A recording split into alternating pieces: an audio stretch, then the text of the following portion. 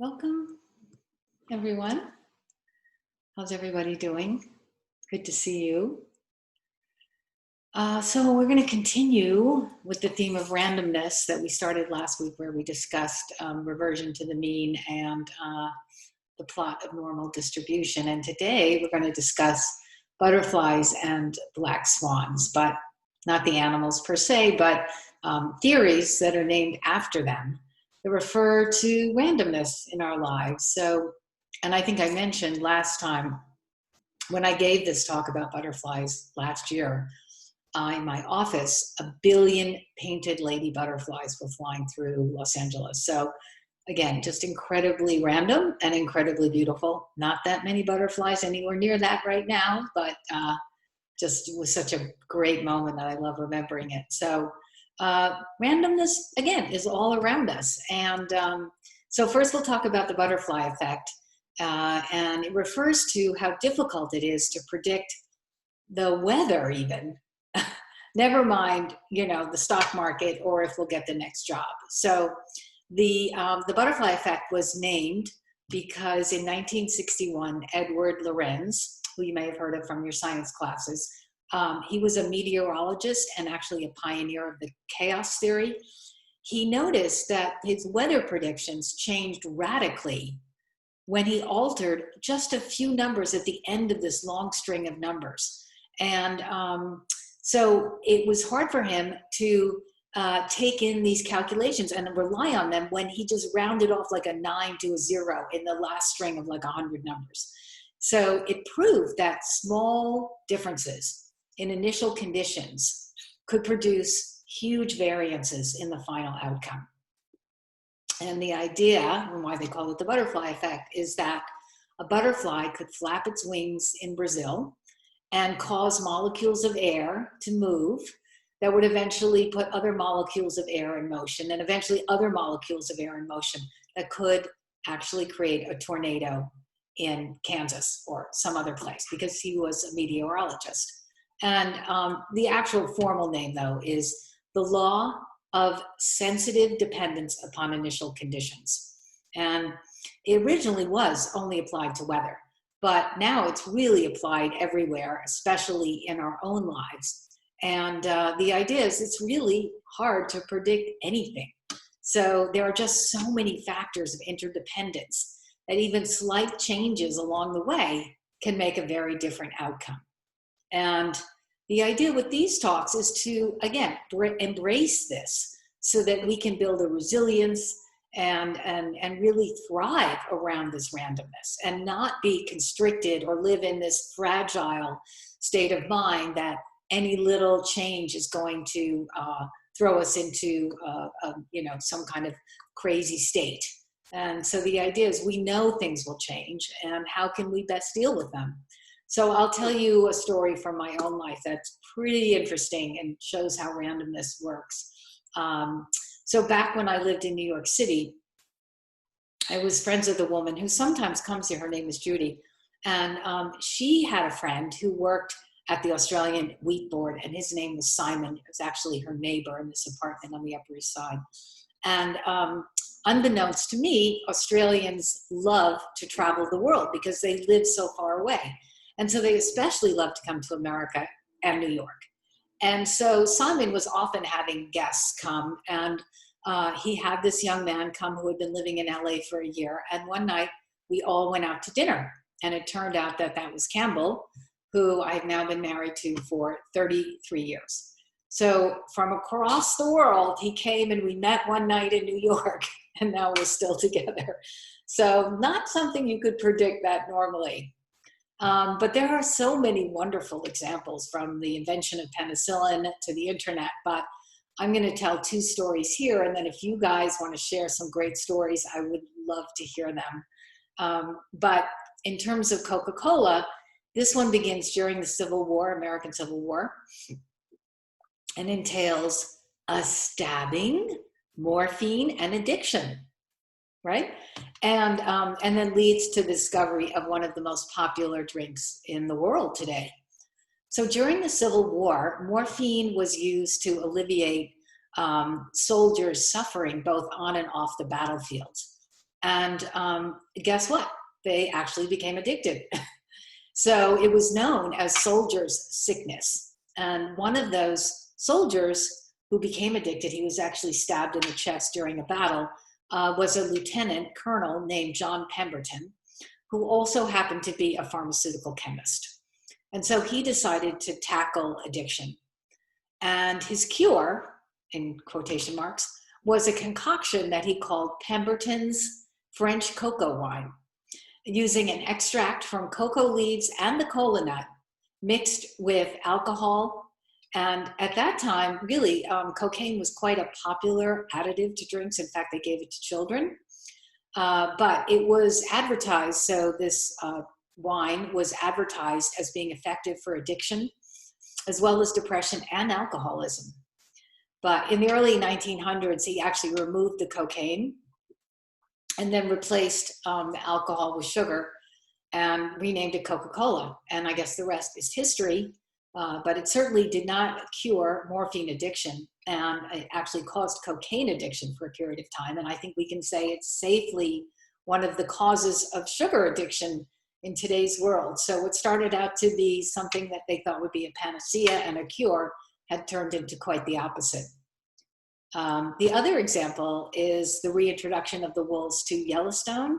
You might have heard of this story. In 1926, the Park Service noticed that the deer were being sort of eviscerated by predators, namely prairie dogs and wolves. So the Park Service decided to remove or kill all the wolves or prairie dogs or other predators so that the deer could survive.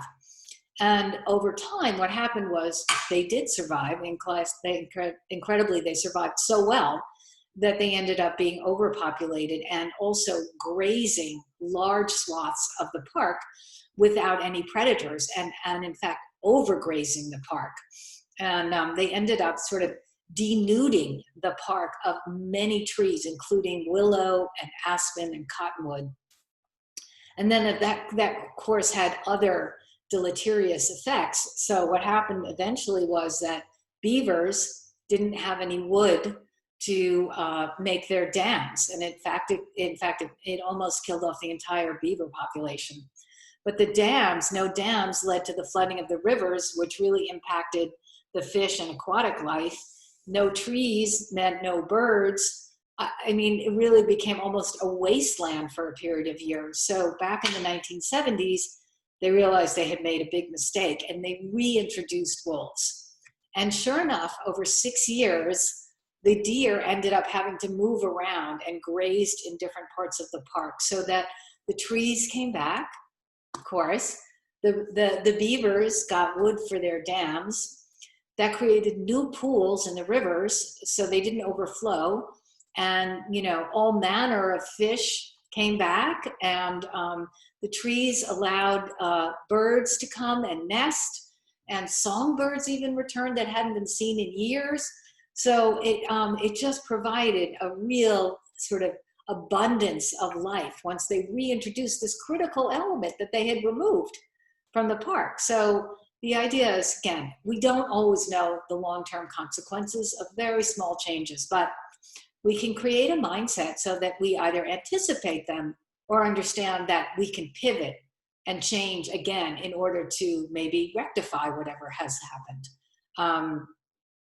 And the Black Swan event effect is quite similar to the butterfly effect. It was coined by a financial author named Nassim Taleb, and he made it famous during the 2008 financial collapse. And the idea is it's a very rare event. That's why it's a black swan, but also not a very opportune or beneficial event. It is basically chaos that happens. And so he says that it really has three qualities, a black swan event. It has low predictability, high consequence, and only with hindsight could we see it coming. So if you think about the pandemic, I mean, we didn't really know, but there were some measures in place in case something happened, like Obama had a pandemic department and then Trump got rid of it. So the idea was he wasn't assuming there could be some kind of black swan event, and that's why we're here where we are today.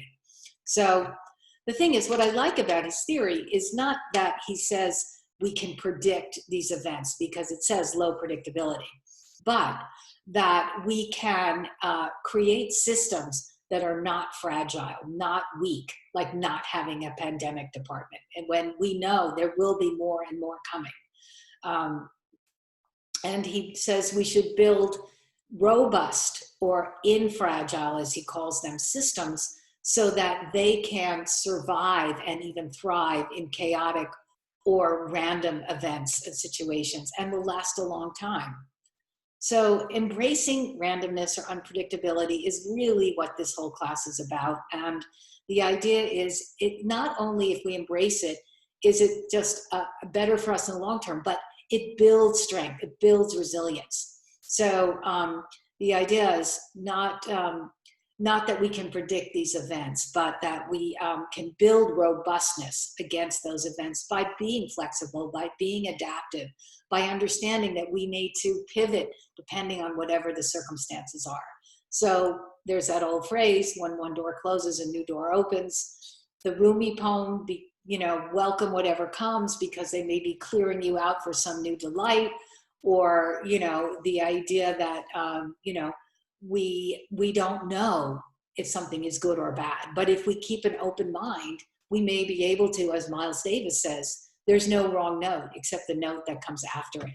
So we just want to be able to adapt. So again, the point of these theories is we don't have to prepare for Armageddon, but at least accept the fact that something random, uncertain, impermanent will be happening.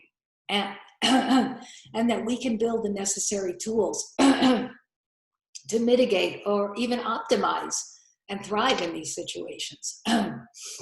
So again, we only have control over our actions and our attitudes, and it's this ability to adapt and improvise and be flexible, not just about the route that we're going to take, like we have to go this way, or it has to take this long, it has to happen in this amount of time, and I can't do it that way, I can't do it this way, and this person, we have to let go of all of that and just understand, oh, if this is the situation, this is how I need to adapt.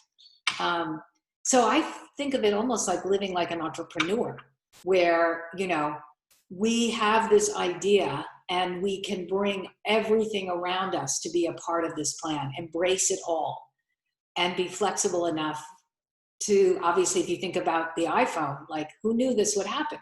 But we kept getting better at it and improving upon it. And when it didn't work, we made this fix and that fix. So there's a lot of that in technology and software development. So we can use that, ability to be flexible, to pivot, and know we can get better through making those mistakes, through encountering randomness. That, will make us even stronger, not just as human beings, individuals, but as a human race. That's how we've survived so long. We are incredibly adaptive.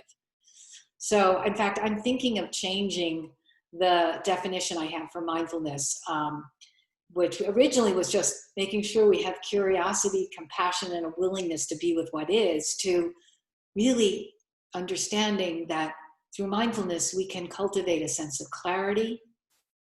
And then we bring compassion to that, because if we see things that we don't like, the idea is not to shut them down, but embrace that as well. So bring that compassion to that clarity. And then through that, we can create what we need. We can create the world that we want.